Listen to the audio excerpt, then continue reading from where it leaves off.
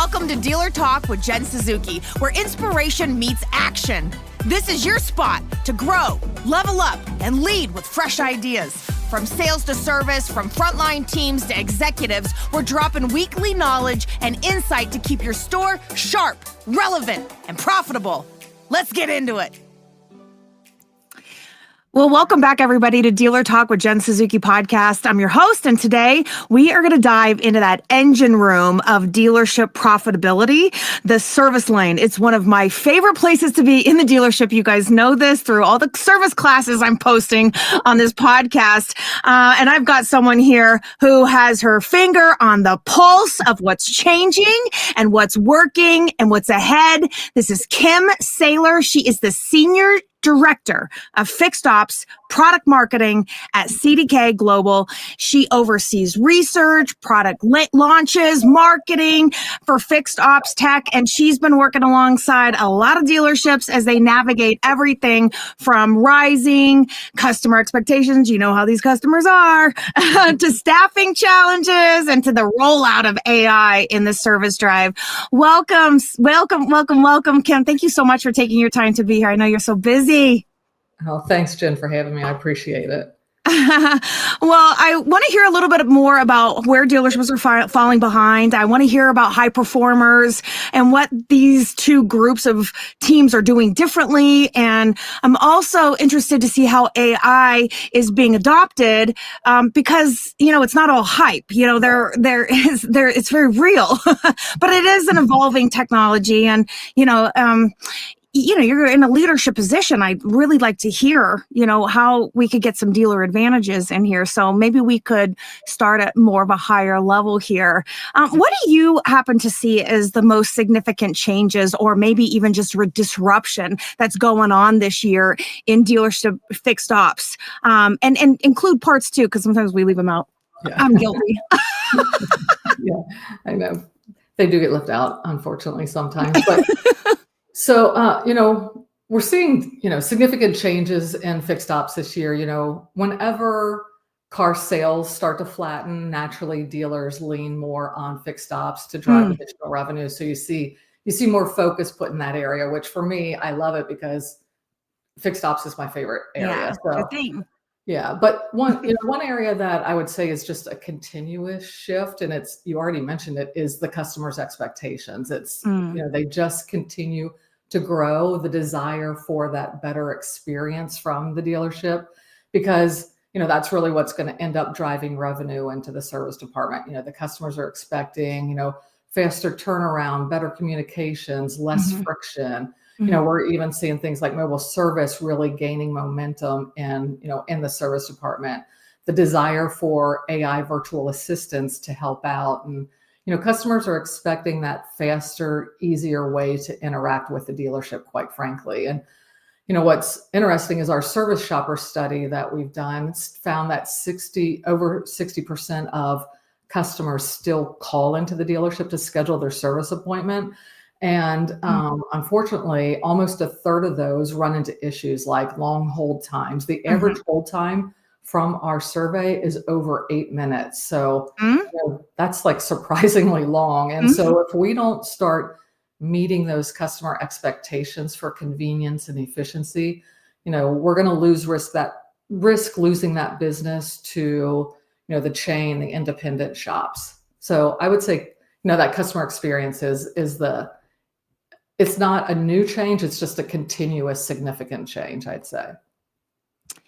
Yeah. Well, I'm curious just from a quick perspective on this. What do you think that leadership should do about that? Well, I think they have to really lean in on that customer experience, because customers are expecting that same level of ease and convenience that they're getting from other retailers. Quite frankly, that's what they're comparing the delership to. Sure. And so when you look at, the average price of the car going up and, the average age of the vehicle, on the road being over 12 years, customers even financing their car, up to 7 years, so it just shows what is going to make that regular service, that maintenance more important than ever, bringing their car in. And, Hmm. if you add things like tariffs and fluctuating interest rates, it's just pushing those vehicle costs higher. So consumers are really focused on, keeping their cars in top condition, which means more time in the service department, which is great for fixed ops. And Yeah, but you so got to get it right. You've got to be that personalized touch, right? exactly, exactly. It's crucial for dealers to, invest in tools, invest in processes that remove that friction from their customers' experience. Things like AI scheduling, for example, Hmm. real-time updates to the customers, even mobile repair options. They're starting to become more than just nice to haves and quickly, becoming table stakes, quite frankly, for retaining customers and, growing that service revenue. Yeah, no, those are really excellent points, and I see the same thing too. Especially like mobile service, for example. Those are things that a lot of times not every dealer offers, but when they do, I'm always saying to the salespeople, call their customers, call the sold database. We got a new service. We got to tell them about, because if you don't constantly tell people of your value, then they don't actually see the great service that you are providing. And sometimes, we don't always smile in the service drive when they check in, but if we are locked in on a great customer experience, we probably need to call and remind them of all the great things that we do. But, there's so many things we have to do. A lot But of I area for improvement for us. Yeah. But I do like what you're saying about AI, and I do think that we have to get moving on this, and a lot of people have different mixed reviews on it. But in any event, what in your research and your work with dealers, I'm curious, what are the weakest links in the service departments right now? What would you say are the weakest links? And where do you think that dealerships are actually falling short? And for me, I oftentimes feel like it's trust from the customer. I'm always locked in on that, on how do we get people to feel that we care. But what would you say is the That's weakest link? that's exactly what I was going to say. I mean, it's a tough question, but Hmm. if I had to do a blanket statement, I would say trust is still that biggest, weak spot in the service department. There just isn't enough transparency. Customers feel still left in the dark about their service experience. It's like, Yeah. they drop their car off and it kind of goes, behind the curtain, and they never know what's going on. They're not always kept informed Hmm. about what's happening with their vehicle. And so all of that uncertainty leads to doubts. So when you make an additional service recommendation, for example, it makes the customer question and doubt that. So, Hmm. and if you even think about just customers calling in to find out about their car, they're often left on hold too long. Right to As I voicemail. mentioned before, yep. They're left with unclear timelines, or they Hmm. just don't get updates when they need it. And so all of those things gap or erode the trust that the customer has. And we did recently just finished a service shopper study, and the number one reason that customers bring their car to a dealership for service is because of the existing relationship that they have with the dealership. So it's really critical to the dealership, not just for fixed ops, but as a whole, for them to build that relationship and improve that service experience, because the customers that are happy with their service experience, Come back. 87% of them are likely to return to that dealership for their next vehicle purchase. Mm. But if they're unhappy with their service experience, only 33% are likely to return. So Mm. a great service experience is really essential to the overall dealership, Mm. success, not just the fixed ops department. A lot of times I lock in on the check-in experience, and I'm not throwing shade at anybody because everybody's dealership, just in general, logistics wise, is set up differently. But I do notice a lot of the advisor have backed off doing a complete walk around. And this is something that I've been so passionate about because it allows us the time with the customer.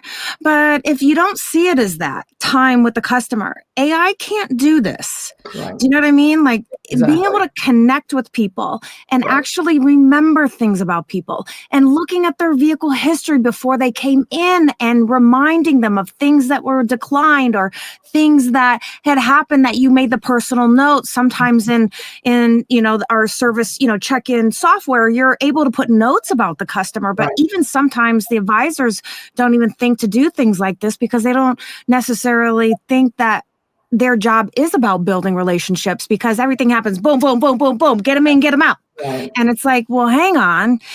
If they feel really good about you at check-in and you make your updates as promised Right. and you give great explanations about what's needed in their car, we're playing the odds here in our favor. Yeah, exactly. You have them in your dealership, give them the best experience while they're there. Yeah, spend time with people. Yes. Yeah, and I think that's where you can get the biggest lift, in my opinion, is just really nurturing your relationships with people instead of making everything so fast, fast, fast, get them out of here. Yeah, I mean, and our service shopper study shows that exactly. That's why they're bringing their car to a dealership versus a chain or an independent is the relationship that they have with the dealership. Yeah, well, I think everybody could really use that message reminder again because I think just things happen all the time and just environment changes and people's behavior changes, and it's true there is a lot of heat because we're dealing with so much volume, but at the end of the day you have to be able to step back, I think, and say, okay, are we getting it right? What could we do differently to improve that guest experience? And yeah, I hear what you're saying. So I love the data, by the way. I love that you've brought some facts to the table. That's one thing I can't do. You guys just have great systems, and I'm so curious to hear more. On the other side, where are you seeing the highest performing service departments? What are you seeing that they're doing? What kind of practices or tools or metrics set them apart from everybody else? Well, I think, the top dealers are really doing some of the things that we've been talking about. They focus on that customer first, knowing that, if they do this, it's going to have an effect on service revenue, service retention, performance. They're using tools that offer that transparency to help build trust, like, sharing photos and videos. You mentioned doing the walk around with the customer while they're there. Even offering like mobile approvals that include a video, right? So they're doing things like that. And I think some of these dealers are also doing, they're utilizing advanced analytics and reporting so that they can have like a bird's eye view into their department. So, and maybe even comparing those to industry benchmarks, so that it shows, that kind of insights where if they make a change in utilization, maybe if they just send that video, or if they just do more inspections, how that can truly affect their bottom line so that they're able to, make informed and actionable decisions. So I think it's a combination. I think these really successful dealers are doing a combination of both customer-centric practices along with data-driven management so that it really drives their success. And I love what you say about the videos because I can't believe it, really. It's been around a while. I can't believe how many stores are not leveraging video in their guest experience and to really back up our advisors and keep the shop busy and everybody's income potential high. The video for me is actually, when you do it consistently, it's one more thing. The customers come back and they're like, I didn't get my video. And you're like, we've raised the bar again. Exactly. Yeah. Okay. So, and it's great because a lot of these things you can always, because surprisingly, sometimes I go into stores and it's not 100% MPI. Right. And I think that, it's funny because I do tend to work in real high performing stores where I see that. It's a data point. It's definitely, it would never be in question. It's a non-negotiable. However, I do see, especially like in some posts and comments and things that I see online, even dealerships, new clients I'll go into, I do notice that it's not, that is an area where people will drop the ball. So I think that's a great example of, looking and seeing what that performance looks like. And if quite frankly, we tell people when, like I teach appointment setters, when they call in, if they're talking to somebody, and it includes when they say, how much is it? And I say, make sure you tell them all the comp services, includes a complimentary car wash and top off all the fluids and a multi-point inspection report. And then you don't do it. We're killing ourselves over here. Shooting ourselves in the foot. Well, let's talk a little AI. We hear it everywhere. It's like been around for the last couple years. heavily, prevalent in automotive. I know it's been around for like much longer than that. But from your vantage point at CDK, how are dealers using AI in fixed ops today? What's working? What do you think is still overpromised? Because I get a lot of mixed reviews on this, and I'm just real curious to hear what you see. Yeah, I think we're finally seeing AI, make Mhm. some noticeable impacts in fixed ops, Mhm. especially when it comes to scheduling. We're seeing, Mhm. customers that are responding positively. Going back to our research, we found that more than 30% of customers actually prefer booking with an AI virtual assistant. Great. And if you break, and that's over all generations. And if you break it down just to the Mhm. youngest generation, Mhm. it leaps to over 50%. They actually would prefer a Mhm. virtual assistant to a person when they're scheduling their appointment. And so that's why we've introduced an AI virtual assistant called Ava. So, Mhm. customers, they're not navigating through a decision tree. It's conversational. I think that's important when it comes to an AI tool.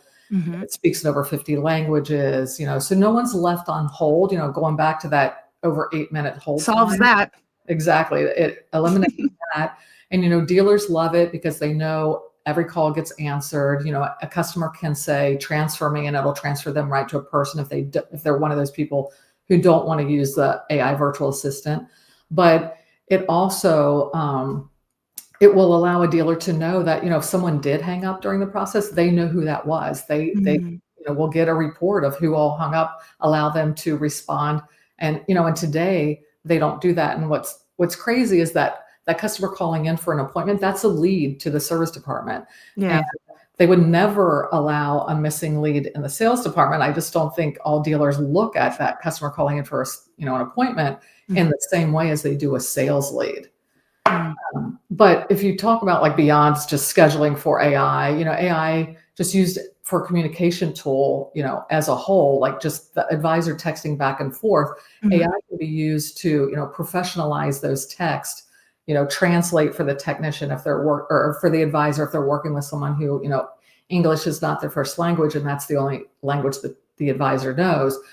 It can offer up, based on the conversation, these smart responses to the advisor. And so it really allows the dealership to come across professionally from every advisor, regardless of their experience or their tenure, make everyone, very, very professional. There's other AI tools like predictive service, taking a Mhm. look at, the car that's in the shop and based on the year, make, model, maybe even geographic location, what's likely to fail on that vehicle based on that and serving that up to the technician so that they can, offer this additional recommendation to the customer, eliminating some of those, comebacks because now, 2 weeks later, that item failed, for example, on the vehicle.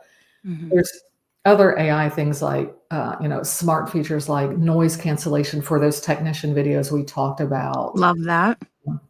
Just We'll reduce that. exactly.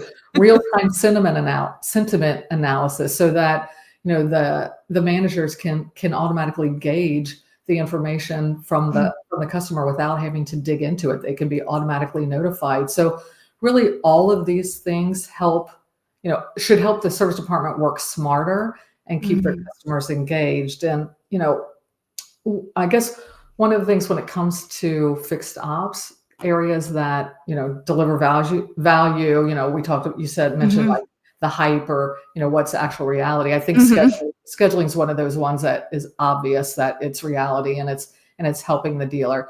It's helping them make things, smoother. The customers appreciate it. But I think it's also important to be realistic about what AI can and can't do. And I would be the first to Mhm. say it is not here to replace your advisors or your staff.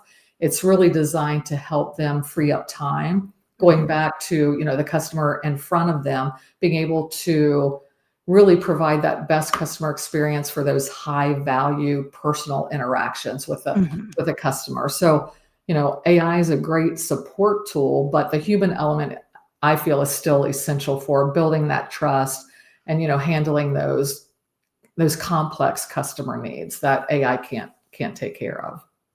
Well, speaking of that scheduling, and I just from personal experience, I couldn't agree with you more. There's so many balls dropped when it comes to the inbound call, and hearing your data is just a reminder of how over 60% of people are still calling in. Yeah. But the challenge is that there's phone trees and there's hold times and nobody answers the phone and boom, 0.2 seconds, we've answered the phone. So, we're already succeeding. And giving them the opportunity to talk to a live human. I like this feature. I think that it's relevant. Knowing even some of your data points, a younger gen is more willing to adopt and prefers an AI conversation is wonderful. I think it's telling, and I know this will probably continue to excel. With we're selling to millennials today, but I don't want to discount every age range. It's just that people are looking for efficiency and accuracy. Now, the challenge that I have in using a lot of these tools, and I'm not saying your tool, I'm saying in general, I do think that it's still flawed and that there are some misunderstandings when dealers are adopting AI. For example, with this sort of technology, would you agree that that's a known thing across like the board with all products, that it's still not flawless? I would love to say ours is flawless, right? But I think one of the big, I would, s- I would say that one of the areas that maybe is an assumption with AI is that you can just set it and forget it. They think that. Yes, exactly. And in reality, if the dealers, if you're not actively monitoring and optimizing your AI tools to make sure that it provides that smooth customer experience you think it's providing, Mhm. you could be missing something. Like, for example, in your scheduling, maybe you've now added a new transportation type or taken a transportation type away, but you didn't change your settings. So Mhm. now, your AI doesn't know that because not just your AI, but even your online scheduling tool is still Mhm. offering that. So I do think, especially those customer facing experiences that the Mhm. dealership is providing, whether it's AI or not AI, I think dealers really need to be looking at this because they're not set it and forget it, or they certainly shouldn't be. They Mhm. should be continuously monitoring it so that it's providing the best performance it can. Oh, that's really good advice. That's one angle too. Is there anything else that you could give us, like that insider tip there, when they're adopting AI and things that tend to maybe fall through the cracks or where it becomes not a flawless experience? Well, I think, I would say that, aside from, thinking that AI is going to replace, I just think some dealers overlook the importance of training their staff on what the AI Good is one. and isn't going to do, Very right? good one. Yeah, AI tools, one, they need to be set up thoughtfully, but if your staff doesn't know how they're being utilized and, whether it's a customer facing AI solution or just in the dealership AI, helping out Mhm. efficiency there, if they don't understand how it is supposed to be utilized, Mhm. then it could be just causing more problems than actually helping problems. So, it can cause more confusion than clarity. So I would say, keep making sure that your staff understands and is trained how that AI is going to be utilized will help that experience. Yeah, that's really good advice because I think a lot of times people that are decision makers will see the object, the new product, that they want to be progressive. They jump on board, but Mhm. then they forget to tell everybody what we're doing. Yeah, And then next thing you know, it's being installed, and the customers are telling us how it works. right. And Yes. Maybe not a good way, right? no, no, nobody wants to be blindsided. Nobody wants to not be part of a solution that makes things better for customers. Right. And I really like that because I do think that everybody in the store has to understand what we're doing and why we're doing it and how it's supposed to work. Because even if it's not working and they're getting client feedback, they don't like the way this thing works. That's I'll hear that regularly. Oh, we don't like the AI. Oh, well, that's why we added the feature. If you want to talk to somebody, boom. These things, we can enhance the products for CDK and others Right. when we know what to look for and we know what to do with that feedback. And speaking of that customer feedback and even the product feedback, I think sometimes when the team members aren't getting the memo of what we're doing, then they have nowhere to make feedback, statements to the Right. right people to Right. enhance the product. Yeah, I think, often, especially with a brand new solution that, is not just new to the dealership, but maybe new to the market, you know, Mhm. as a whole, you know, I think some dealers are quick to turn it off, Yeah, and I they get are. that when it's customer facing, you wanna Mhm. protect your customers, but that feedback or taking another look at, what, if there is an issue, is it a setup issue? Is it something that's easily changed, Corrected, that can yeah. make all the difference in the world? You brought that solution into your dealership for a reason, because hopefully to eliminate a problem and, make something better, then, Mhm. let's look at that, because again, I do feel like I've seen some dealers think that, you just turn it on and it's ready. And that's not always the case. And, with some of the solutions. Yeah, that's true. Well, I firsthand see that, and I do really love this conversation because I love AI. I think it serves an important role at fixing some of dealers' biggest problems out there, particularly ones that I am also navigating in the stores. And I really believe that it's great for efficiency and productivity and even cost, effectiveness. But a Right. lot of times, I think that people currently are afraid of some of these technologies, and they're very quick, like even in my classes when I start to show them ways to leverage AI in their day-to-day to save time and to be more consistent in the messaging. I see some people just like, you can see this fear and then the pushback, immediate pushback, because they'll think that they're being replaced. And I Exactly. oftentimes find myself saying, you have to embrace technology. You cannot get left behind. This is only going to evolve, Right. but you have to recognize that you want it to free up your time so you can have more face to face with people, because AI is never going to be able to do that. Right. Exactly. And that's your strength, all of us in sales, at least in services sales. But Mhm. Yeah, anyways, I think you just have to keep learning yes, and I being a agree. part of it. You can't abandon it.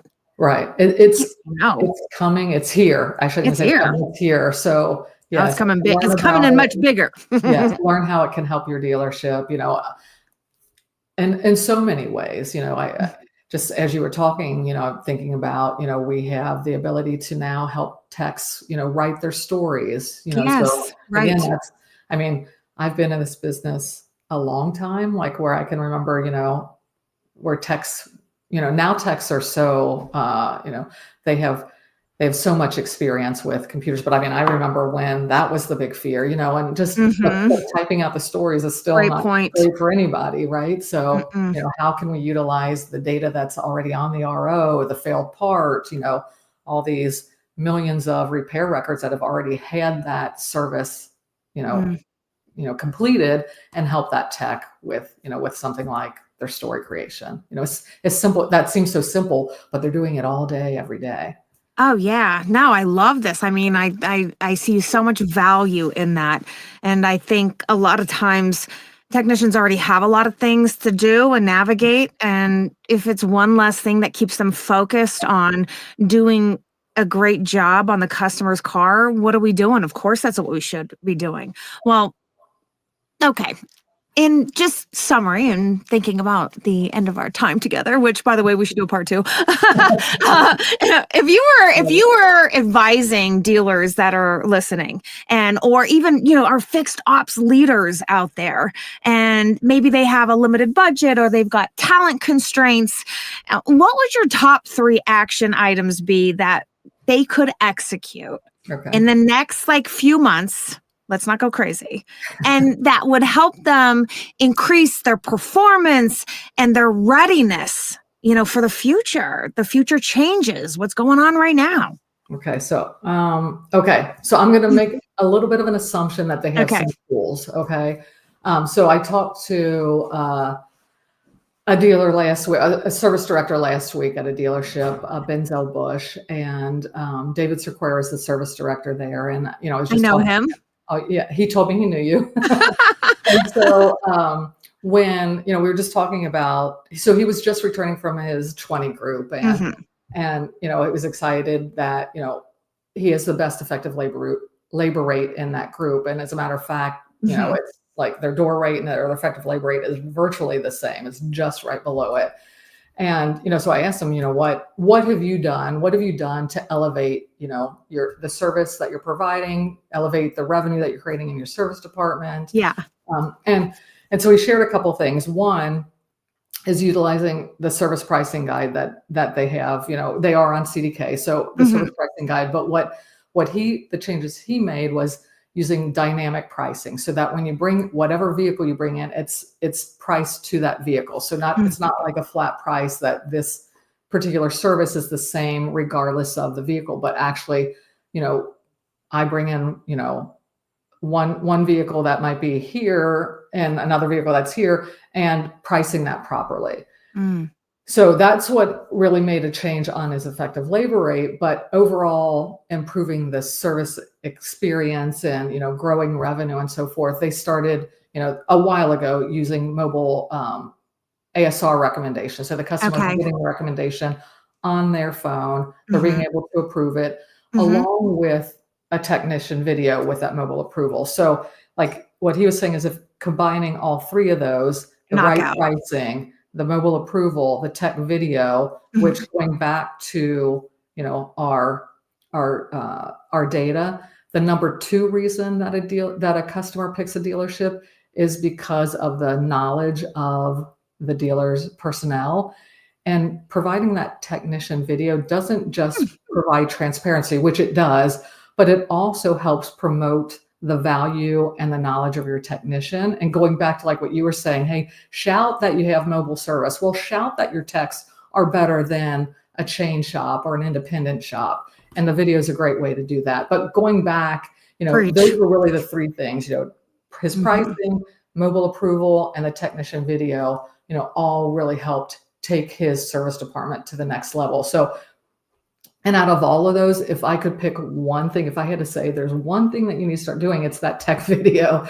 If you're not doing that, because that absolutely improves the customer experience. It takes away that, that I said earlier, it's like behind the black curtain. It gives them the first look sometimes under the car that they've never seen before. But the other thing, I want to say one more thing. I think dealers need to change, and a lot have, so I don't want to put this blanket statement, but I really think that service departments need to start looking at themselves as a trusted advisor for the customer versus a salesperson, because customers are coming in with more information than ever before with the connected vehicle, the OEM owner apps. They have all this information at their fingertips when they walk into the dealership. So, allowing the advisor to be that trusted advisor and really shifting, with a shift in that customer knowledge, having the dealers present themselves as that trusted advisor, using data, using technology to help guide and support the customers versus coming across as just a salesperson. I think those dealers are going to be like the best prepared for moving into the future. Excellent advice. And I'm right there running with you, because first, the video would have been my first choice as well. And, I oftentimes, I can't even believe this, but in the last year, I've trained a ton of technicians on the quality of their video. And it was just something random that I had got into because I'm working with the advisors and my mission is approvals. But I'm very much been focused on guest experience my entire career. So I don't want it to ever feel salesy in anything that I do. Nobody wants to be sold, but the truth is you need to be thorough in your explanations. And so what I love about the video, and I'll just give a couple tips on this, is that a lot of times people don't know, they think that it's the same going to Valve or Jiffy or any of those outside services and coming to a dealership.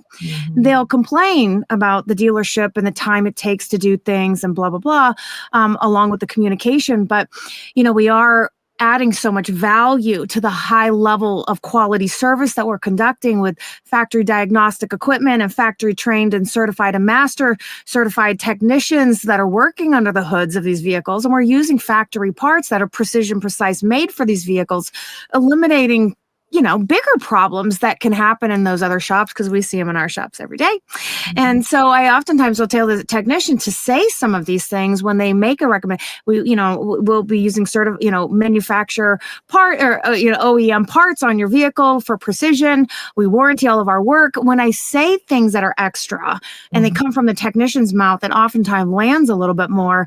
But the reality is that they're highlighting what's going on with a customer's car. And without the video, there's no proof. Without the video, customers are left guessing, well, what are they talking about exactly? But when the technicians shoot that video the right way, and I can lock in on exactly what it is that the problem, has come to light, then I can see it. It's just a great guest experience. Meanwhile, and I'm just going to take this one over the top, because we really could close this thing out right here, is that with the best guest experience, you want the advisor to call them and tell them what the work actually is and how it's going to benefit them. Along with that digital PDF or approval option, you have a knockout strategy here that really makes that customer feel valued and appreciated. When you call them and you explain what is on that report, is particularly if they decline it, that's when really I see the true value of the video and the digital approval and the seamlessness of all of that stuff. Well, it just all goes back to what we talked at the very beginning, is building that customer trust. And that's what I'm saying. That's how you're going to do it. Yeah. Well, thank you to David for chiming in on that, because I think the world of him, and I think that's really awesome that you guys got a chance to chat on that one. And I have to tell you, I really appreciate your insights today. I really enjoyed this conversation. I spent a lot of my days in service departments. I still do, Wednesday to Friday. And I think it's good for leaders and managers to just hear from you too, from your perspective. You just have a lot of great data points, and what customers want. That's why you guys are moving so fast on the technology and being able to see what high performers are doing that others aren't. I just really appreciate you cracking the code for us today and sharing some insights, even on your opinions on, how AI and stuff like that is supposed to be perceived and how it's being executed and why. And thank you so much, Kim. I appreciate it. Thanks for having me. It was a blast. Thank you. And Jen's energy is high. Great. Everybody always says that. Well, I really love the service department. Without it, we just don't really have a future. Well, that's like I said at the very beginning, whenever sales flattens, that's when you see, everyone's focus on fixed ops, which for me, it's always there. So I love it. Yeah, you're in the right spot. Well, thanks for joining us today. Thanks, Jen. Bye. Bye-bye. Thanks, everyone, for listening to Dealer Talk with Jen Suzuki. Don't forget, my weekly live classes are designed to keep your team fired up, skilled up, and focused on results. Subscribe right now at edealersolutions.com. See ya!